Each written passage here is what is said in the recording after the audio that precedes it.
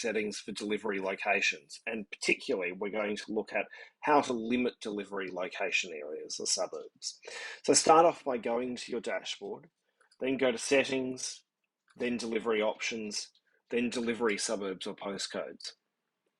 So you can see that there's a status here for each one of the postcodes that's available.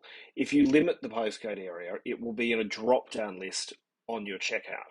If you don't want to show a particular area, simply click the status button so it's not displayed. This will stop someone from being able to choose it.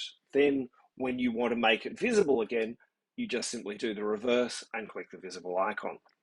You can also go into the product or the suburb as well and mark it as not visible, and then save the changes, and then it's again not visible to the customer.